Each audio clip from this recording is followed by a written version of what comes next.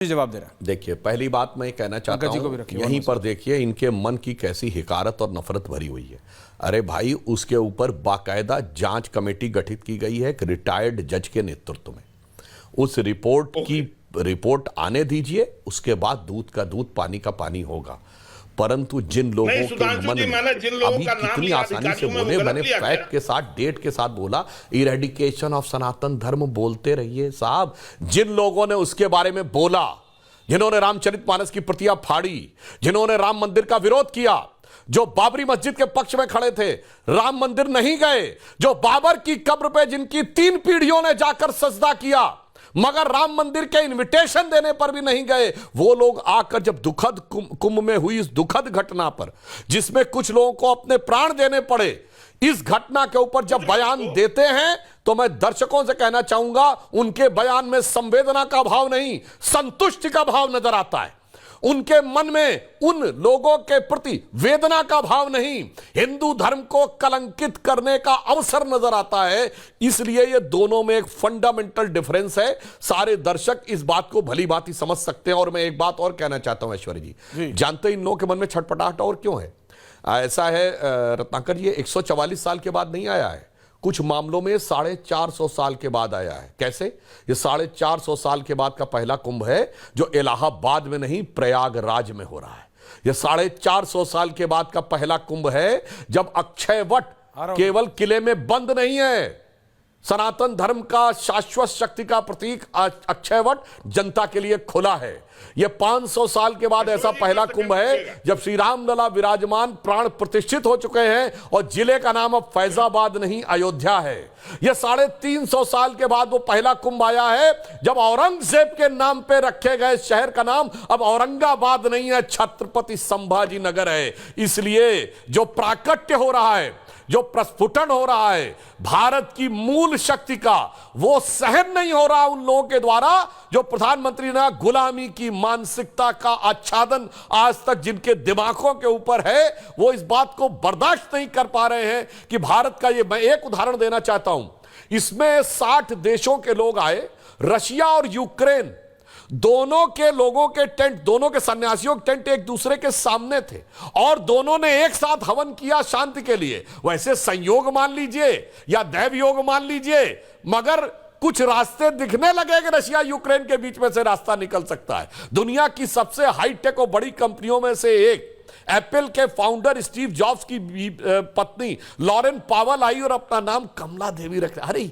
ये सब कहां दिख सकता है? इस समय कुंभ में देखिए कैसा एक संयोग, देखिए मैं इसको कुंभ से कनेक्ट नहीं कर रहा हूं, संयोग देखिए, इस समय अमेरिका की एफबीआई का चीफ एक भारतीय मूल का व्यक्ति बना है, काश पटेल, जिसका नाम है कश्यप पटेल। उसने गीता पे हाथ रख के कसम खाई है और तो और जय श्री कृष्णा बोला है। यहां पे कोई जय कृष्ण श्री कृष्णा बोल दे तो सेकुलरिज्म खतरे में पड़ जाएगा। साहब आप समझ नहीं पा रहे हैं, जिस धरती से षड्यंत्र होते थे, डिसमेंटलिंग ग्लोबल हिंदुत्व, वहां भी हालात बदल गए, यहां भी हालात बदल गए। साहब बदले हुए वक्त के कालचक्र की गति को देखिए, उसको स्वीकार करिए, उसका विरोध मत करिए।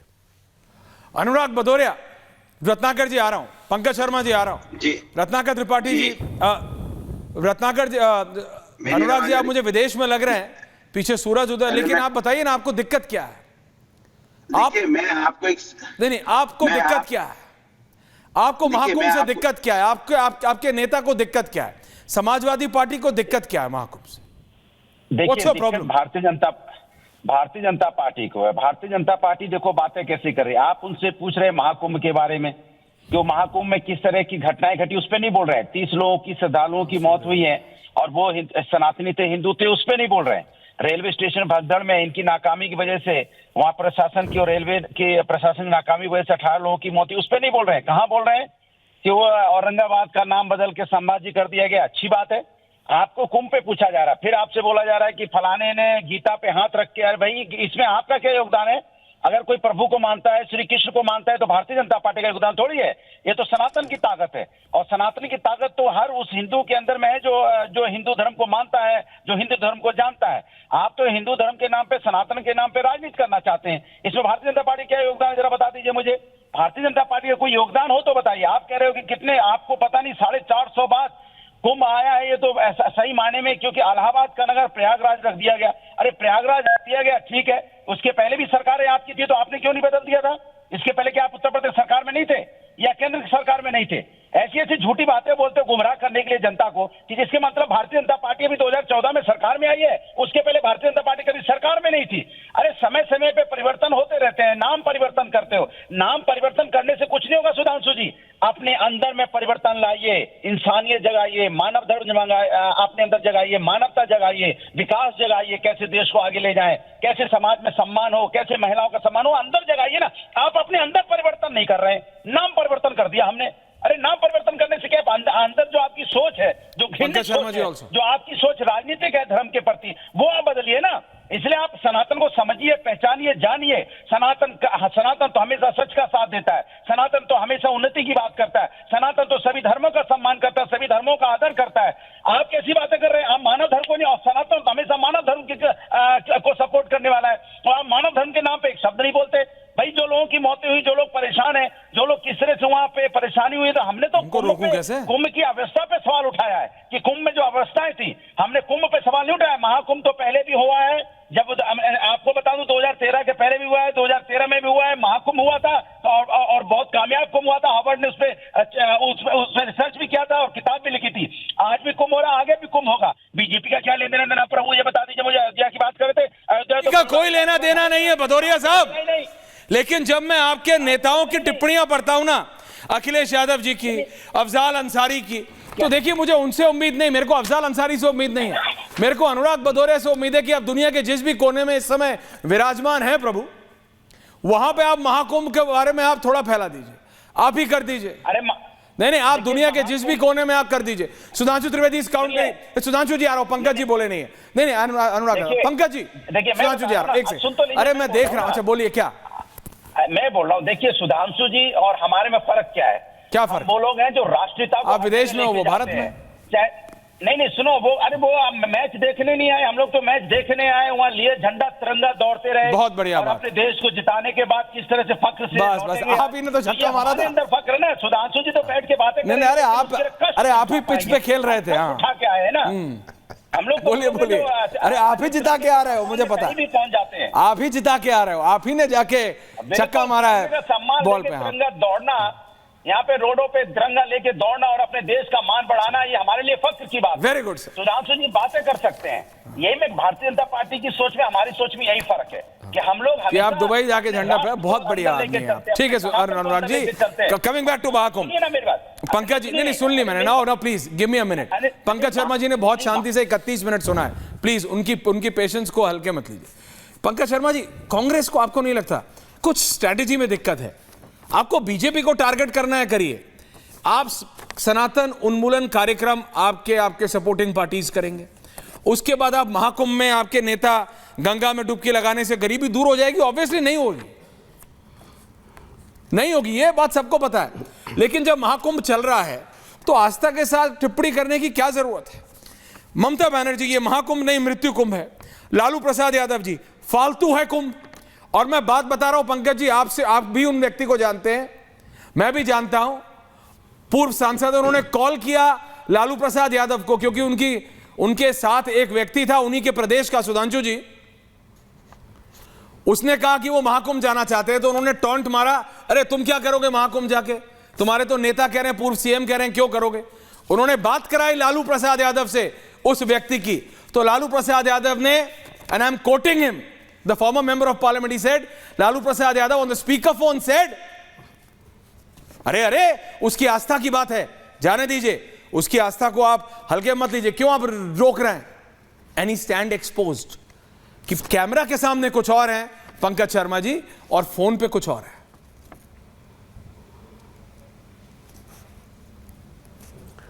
पंकज जी, कुंभ के खिलाफ कोई नहीं है, कुंभ फालतू है, ये कुंभ के सपोर्ट में है कुंभ में। लेकिन अगर आपको अव्यवस्था नहीं दिखाई दे रही तो ये आपकी आंखों का दोष है।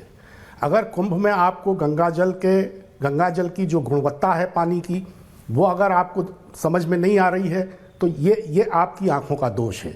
मुझे एक बात बताइए, पहले अर्ध कुंभ होता था और कुंभ होता था, अब महाकुंभ होने लगा, हमने मान लिया कि चलिए महाकुंभ है। आप कह रहे हैं कि 64 करोड़ लोगों ने गंगा में डुबकी लगाई, बहुत अच्छी बात है। इसमें भारतीय जनता पार्टी का, सुधांशु जी की पार्टी का इसमें क्या योगदान है? इस देश में अगर 64 करोड़ लोग सनातन में आस्था रखते हैं तो सुधांशु जी 30 करोड़ लोग उनमें से ऐसे हैं जिन्होंने लोकसभा के पिछले चुनाव में भारतीय जनता पार्टी को वोट नहीं दिया है, भारतीय जनता पार्टी की मुखालफत की है चुनाव में, और वो भी कुंभ में स्नान करके आए हैं। आपको तो 23 करोड़ वोट मिले, 64 करोड़ लोगों ने डुबकी लगाई है। 30 करोड़ वो लोग हैं जो भारतीय जनता पार्टी के साथ नहीं है। तो इस पूरे कुंभ का श्रेय भारतीय जनता पार्टी किस आधार पर लेना चाहती है? इस आधार पर कि उसकी सरकार है उत्तर प्रदेश में और उसने कुंभ का इंतजाम किया। तो ये जो बद इंतजामी इस कुंभ में देखने को मिली, ऐसे तो कभी देखने को मिली नहीं थी। अभी तक आप ये नहीं बता पाए हैं कि भगदड़ की कितनी घटनाएं कुंभ में हुई और सचमुच कितने लोगों की जानें उसमें गई। और एक पर्चीबाज बाबा जो ये कहता है कि कुंभ में जो मारे गए अच्छा हुआ उनको मोक्ष मिल गया, उसके दरबार में प्रधानमंत्री जी जाकर के हाजिरी लगाते हैं।